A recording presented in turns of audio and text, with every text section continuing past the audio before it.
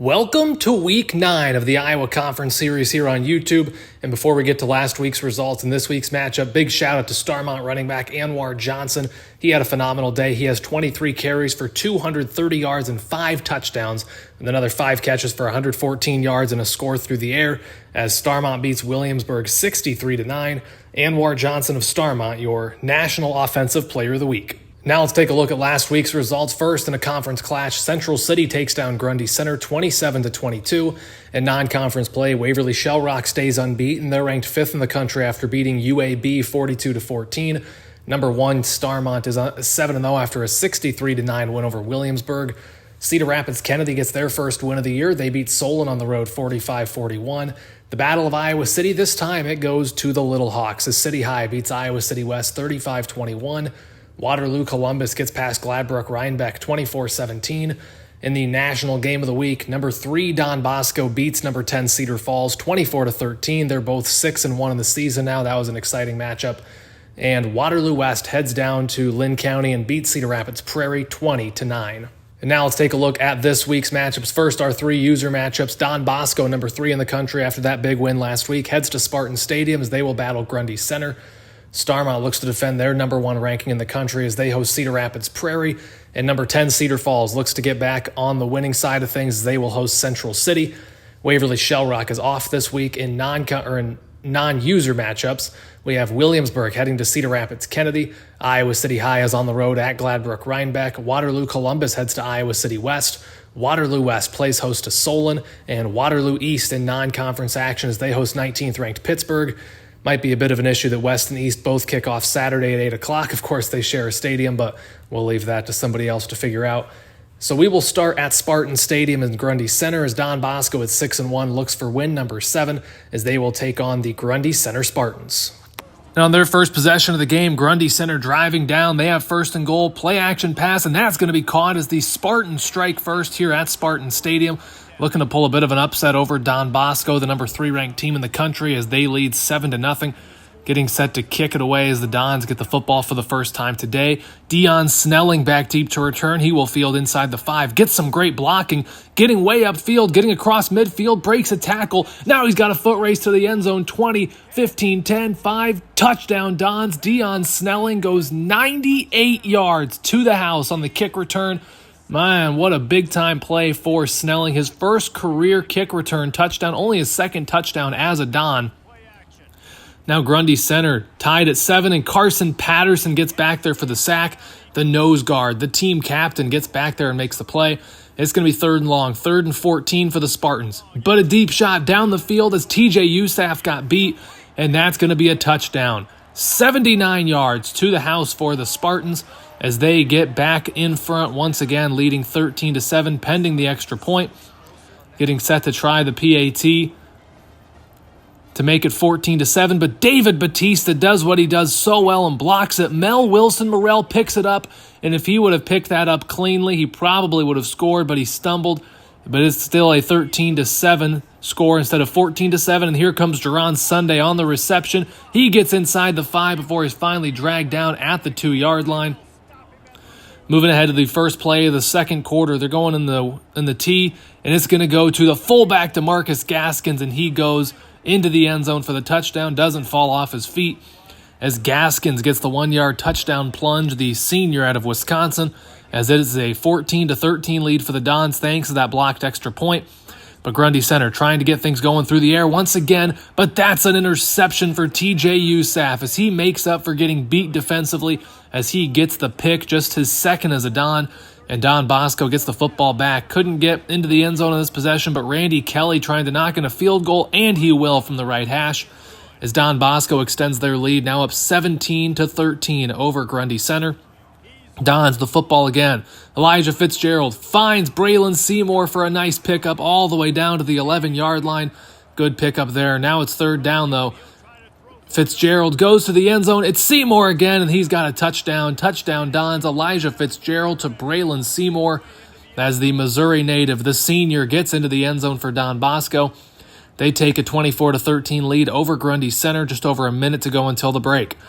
The Spartans trying to move the ball. Deep shot down the field, but that's going to be intercepted. It's picked off by the free safety, Nick Willies, the sophomore out of Tallahassee, Florida, with his first career interception. Big-time play there, and the Dons will get the ball back, try to extend this lead further before the half. They have 2nd and long here, 2nd and 12. Fitzgerald getting out of the pocket, takes a shot, but that ball was not well thrown, and it's picked off, trying to find C.J. Major.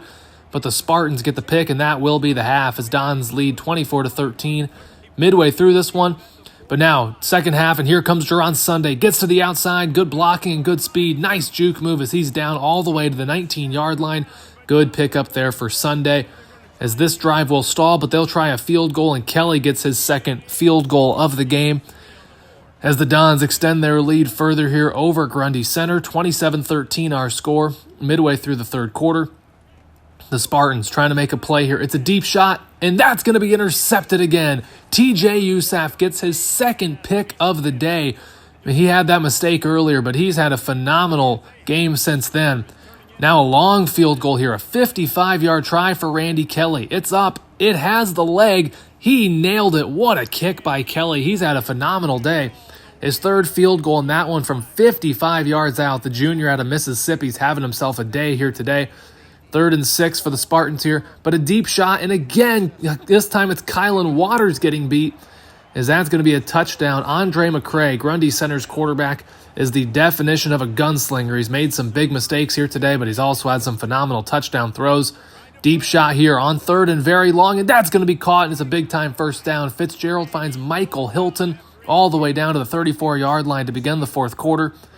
Now Fitzgerald takes a deep shot again for Hilton. That's caught. There is a flag, though. If it's against the defense, it's a touchdown. It is pass interference against Grundy Center, except I made a critical error here, folks. I accidentally accepted the penalty, so no touchdown on that one. Apologies to Michael Hilton, but a couple plays later, it is a touchdown regardless to C.J. Major this time. So Coach Warrington with a major slip up there, but his players bail him out that time. 37-20, Don Bosco with the lead, but again, Kylan Waters got beat. Man, the defensive backs have not had a good showing here today, although they do have 3 interceptions, so it's just kind of a weird day. They've played well at times, but that was another major mistake, because it's going to be another long touchdown for the Spartans. 2 minutes to go in this one, 3rd and 2, they go back to the fullback Gaskins, and he kind of glitches across the line there and falls across the goal line for a touchdown, as DeMarcus Gaskins having himself a nice day, his second touchdown of the game. 44-27, Don Bosco leads it. The Spartans trying to get something going, but that is just going to about seal it as Kylan Waters gets the pick. 4 interceptions today for the Dons in what was an inconsistent game for the defensive backfield, but when they were good, they were great. And Don Bosco does more than enough today as they win 44-27. They improve their record, still just the 1 loss on the season, as they are rolling right now, as we will head over to Fayette County as Starmont is at home hosting Cedar Rapids Prairie, and Anwar Johnson right out of the gate, a big-time gain all the way down to the 15-yard line. I believe this is the final home game of the season for the Stars as Johnson again gets the handoff, and he's going to go into the end zone for the touchdown. Touchdown Stars, Anwar Johnson, who's having a simply phenomenal season. He's currently the leading contender for the Heisman Trophy. 3rd and 14 here for the Hawks, but that's a big mistake for the Star defensive backfield, and that is going to be a long 76-yard touchdown for Prairie, and we are tied at 7 here in Arlington. A big-time play there for the Hawks, but the Stars would respond quickly. Another touchdown there for Johnson as he plunges across the goal line for a score, and Starmont reclaims the lead 14-7. Prairie getting set to return this kickoff here, but a big hit knocks the football loose, and that ball will be recovered. And shortly after, that results in a Starmont touchdown. Johnson already his 3rd touchdown run of the ball game, as Starmont leads this one 21-7 early second quarter. 3rd down here, the Hawks trying to make something happen. Hit as he throws, and it's picked off. It's intercepted by Starmont. That's another big defensive play. Ben Treggs, the strong safety, made the play that time. As Starmont gets the ball back, and here comes Javius Bond this time. Some great blocking. Spin move, loses 3 defenders, breaks a tackle. What a run by Bond. He's a pretty incredible backup running back to have for Starmont as he gets into the end zone on a very nice touchdown run. It's all Starmont here, 28-7, but Fitzgerald makes a rare mistake as that's going to be picked off by the Hawks. as Prairie will start at the Starmont 36-yard line after that interception. They have 1st and 10 at the 23 now, but that's going to be a mistake as that's a sack. Roland Galladay gets back there and brings him down in the backfield, loss of 8. Now 2nd down and 18. Hawks trying to make a play here, but it's another sack. Back-to-back sacks as Kai Gilbertson gets back there. It's a loss of 9, and it's 3rd and forever, 3rd and 27. And how about this? It is 3 straight sacks as Terrell Williams II makes it 4th and 35. What a defensive sequence for Starmont. And Fitzgerald steps up in the pocket. He's going to tuck in and run. He goes 7 yards to the house just before the break. And it is 35-7 Starmont with 20 ticks remaining until halftime. They are all over Cedar Rapids Prairie today. Second half now. Fitzgerald takes a deep shot. Michael Hilton's there. He's got the grab for a touchdown. It is all Starmont right now. They are playing incredibly well as they extend their lead further. 42-7 they lead. But finally, Starmont makes another mistake as that's going to be a long 53-yard touchdown for Prairie. They still trail big in this one, though, but it's got to feel good for them to at least get something going. But it's still 42-14, Starmont leading late third quarter, and now it's going to be 49-14. Anwar Johnson gets into the end zone on that touchdown reception. Starmont having their way with Prairie right now. All sorts of players getting involved, but it has really been a special day for Anwar Johnson as he plunges across the goal line again. What a day he is having. Seriously impressive football being played by him, and that's going to be a pick for Starmont. It's Ben Triggs, the strong safety with the pick, his 2nd of the day, and this one is 6. Touchdown Stars as Ben Triggs, the sophomore out of Covington, Georgia, with the pick 6. And late in the game, the Stars aren't quite done yet. Fitzgerald, the pitch back to Johnson, who gets in again, his 5th rushing touchdown and 6th overall touchdown of the day. He has been simply exceptional here in this one. And on the final play of the game, the Stars will finish it off with a sack from Kai Gilbertson. What a way to finish it as Starmont wins this one in dominant fashion, 70-14. We'll finish up over at Tiger Stadium as Cedar Falls hosts Central City, and the Tigers strike first. That's Deuce Washington III getting into the end zone on that run for Cedar Falls as they look to improve to 7-1 in the season.